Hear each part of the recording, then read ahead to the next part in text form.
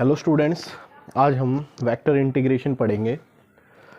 तो जैसे vector differentiation किया था ऐसे वेक्टर इंटीग्रेशन है। सिंपल आप जो रूल्स ऑफ इंटीग्रेशन होते हैं उनको फॉलो करके वेक्टर को भी इंटीग्रेट कर सकते हो if the vector is in the form of a single variable.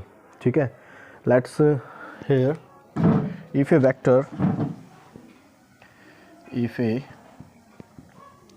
Vector is a function of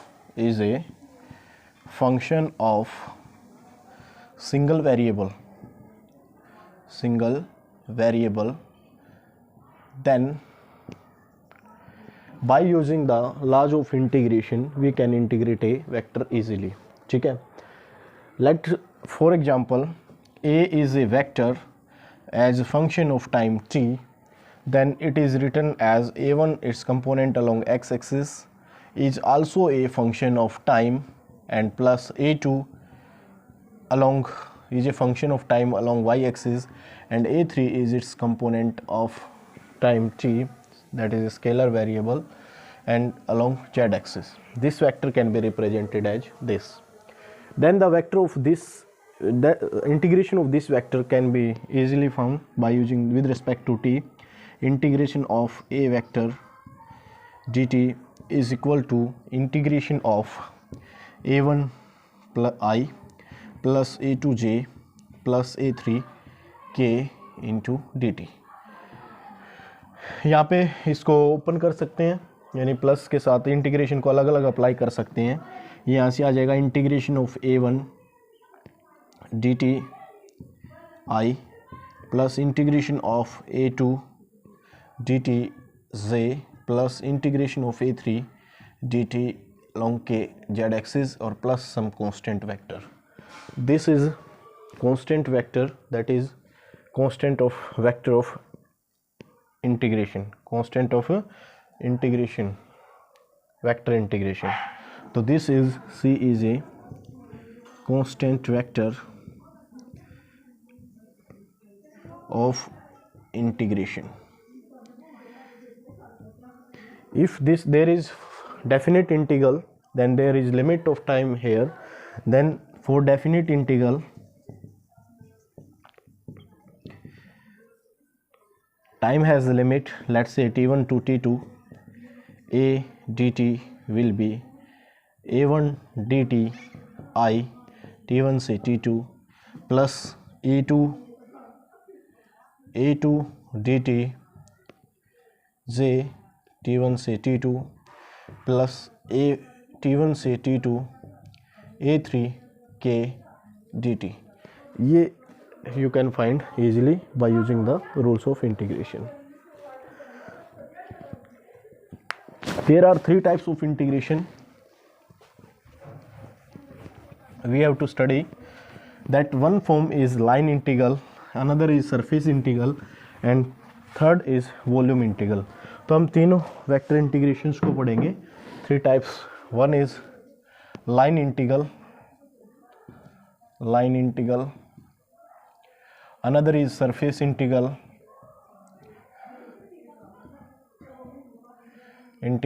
third one is volume integral.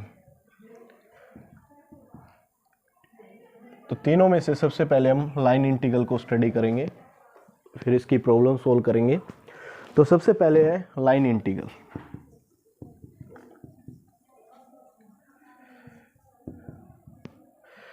Line integral is a vector integration. The vector integration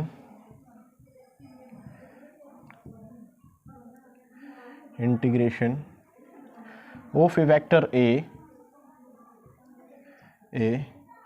along a curve is called, along a line या along a curve किसी भी vector का जो integration होगा that is known as line integral. Curve is called line integral. For example, let this is a system, Cartesian system of coordinate x-axis, y-axis and z-axis, and a particle is moving along the curve PQ. At any instant of time it is present at point P. After some time it is present at point Q. and there is a vector acting along this direction. Let at this point the direction of vector A is along this, then we draw a tangent to this point, that is displacement vector, infinitely small vector dr has the direction at point P along this, along the tangent at the curve, tangent of the curve, that is dr, and let theta be the angle between A and dr. If we are moving along the curve PQ, then at different positions the dr and A having angle changing, and due to this the magnitude of A या dr is changing. So we take the component of A in the direction of dr at all the time. So the component of A along this dr is A cos theta into dr, या dr component in the direction of A को हम take करेंगे always each and every point पे. So the cosine component of A, magnitude of A is A cos theta with dr gives you the integration from the of this from limit P to Q, from point P to Q या along the curve PQ is A cos theta dr, या इसको ऐसे लिख सकते हो आप P से Q, that is A dot with dr. This is line integral of a vector A along the curve PQ. ये आपका लाइन इंटीग्रल सोल्व करने का तरीका होगा. Dot of the vector with displacement vector that is dr, या direction cosine, या projection of A in the direction of dr, या projection of dr in the direction of A की product का integration from the P to Q along the curve is represented, they are known as line integral of a vector A along the curve PQ.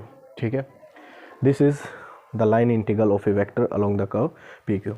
If this integration does not depend upon the path followed, for example, if you initial and final points are same, and this is path 1 and this is path 2 and this is path 3, path 2 gives the same result.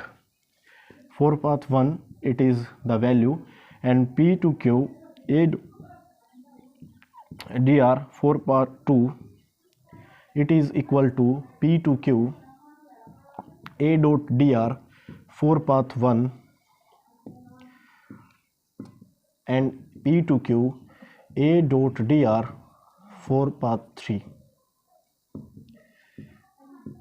These have the same values, then the vector A is said to be irrotational या conservative या laminar field.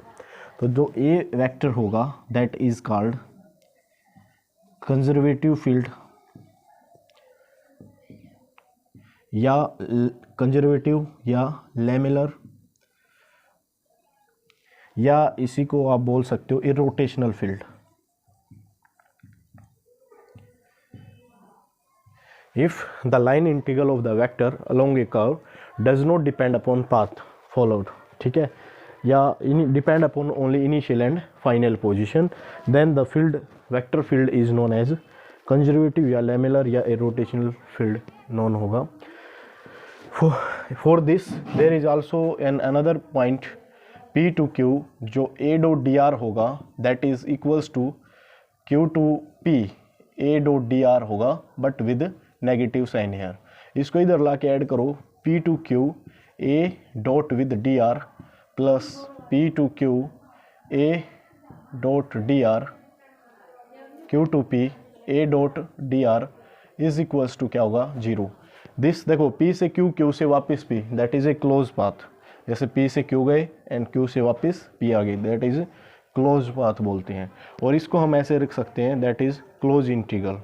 और PQ path के लिए close integral that is represent किया क्या होगा, that is symbol for close integral.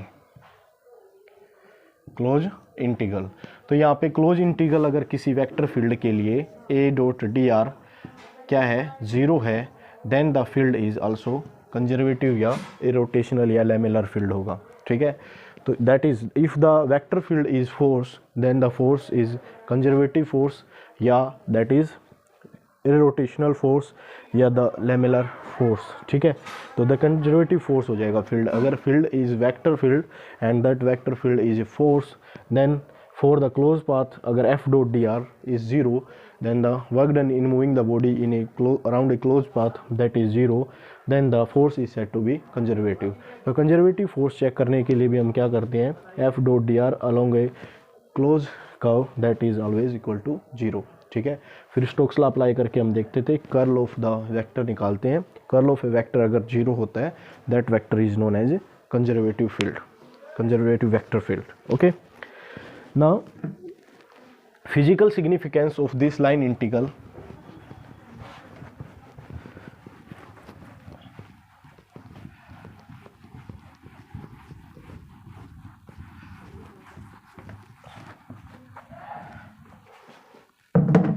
physical significance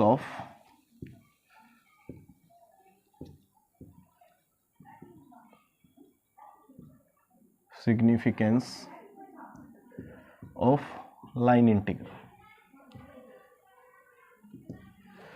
तो first, if this vector field A is force, then force से रिप्लेस कर लो या F लिख लो इसको, is F, then line integral of F with dr along the line integral of force with the displacement for a along a curve PQ is work done is equal to work done by the force in moving the body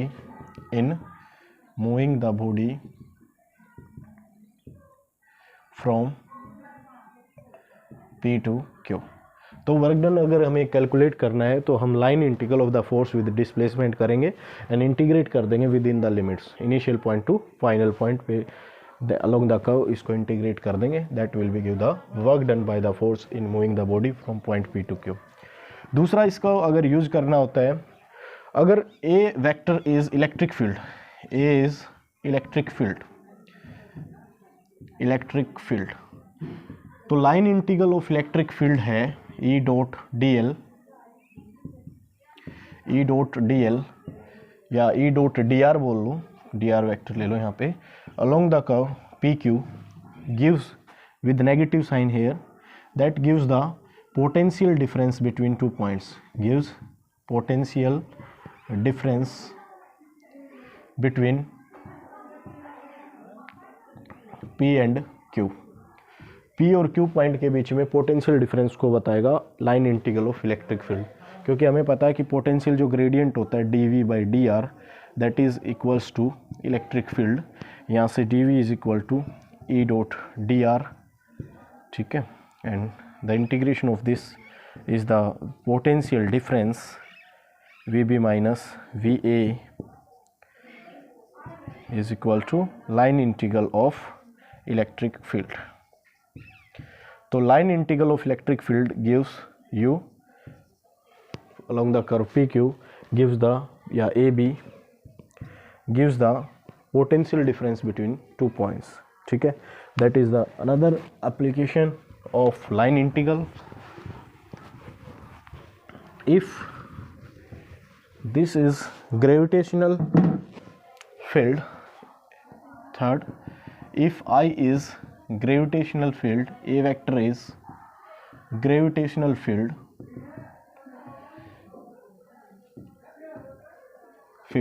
then multiplying of the gravitational field with the mass is the force, gravitational force, and using the F dot dr concept, integration line from A to B is potential energy, difference of potential energy between 2 points, ये भी आप यहाँ से calculate कर सकते हो। Potential energy यहाँ पे विद नेगेटिव साइन के साथ होती है, या यहाँ पे नेगेटिव लगा लो। तो using this formula we can calculate the gravitational potential energy difference. This is gravitational force, यहाँ पे that force is gravitational force. And using the concept of the line integral for a fluid at any point, let it at this point, this is the velocity vector v, then the line closed integral of v with the displacement vector या line integral of v gives you the circulation of a fluid circulation of a fluid circulation of A fluid को अगर calculate करना होगा तो velocity vector का line integral along the curve देखेंगे या close integral of velocity vector line integral of close integral of velocity vector is gives the circulation of a fluid at any point. ठीक है, if this is 0 then circulation of the fluid is 0. Thanks for watching.